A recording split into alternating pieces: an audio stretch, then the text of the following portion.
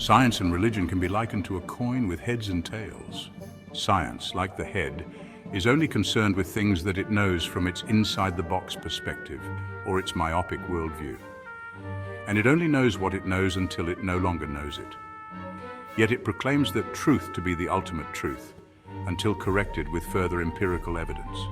For example, one of the limitations of science is that although the scientific method acknowledges that new information and knowledge may arise that invalidates previously held notions of truth, the acceptance and adaptation to new, groundbreaking discoveries is slow and oftentimes counter to progress and enlightenment.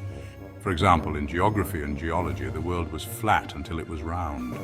In physics and astronomy, the Earth was the center of the universe until the Sun was. Then we discovered the solar system and, in turn, galaxies. Also, in biology and genetics, we were almost 99.6% similar to chimpanzees until we were farther away at 96%. And in genetic terms, decimal points make a Planet of the Apes difference. In quantum mechanics, there has been proven the effect of the observer in relation to measurement, as well as the necessity of an independent agent, which previously invalidates notions of perpetuity and multiplicity. Likewise, religion, like tales, is concerned with things that are behind in the past, and it seeks to keep traditions, values, and principles alive and well for future generations to benefit, learn, and grow from. The limitations can include a rather close-minded tendency towards new ideas and progress as well, as sometimes even actionable aggression and even violence, as history has shown. However, another thing that all three have in common is that science, religion, and the coin, they are all man-made. Science may be talking about natural physical laws and actual things that have realness in this existence.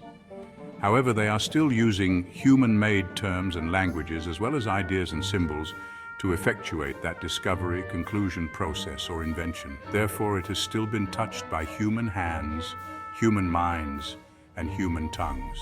Similarly, all religions are brought to us by men, and they may be discussing eternal spiritual truths and divinely given commandments, prophecies, and inspirations. However, they are brought to us by human beings, disseminated by human beings, and believed by human beings. Religions are man-made as well. The God they speak of is the true and one God, but the people who believe are varied and many.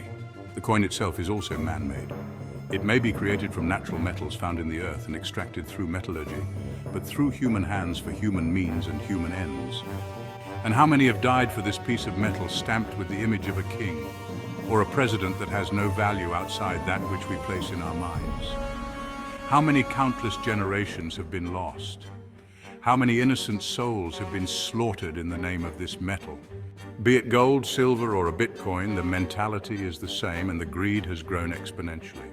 The problem lies in the heart of those who think they need more than what they truly need in order to live.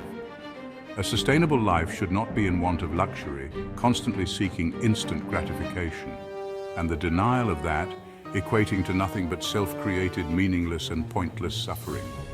If we focus on what's true, on what's right, we can live a life that is actually manageable, sustainable, and productive.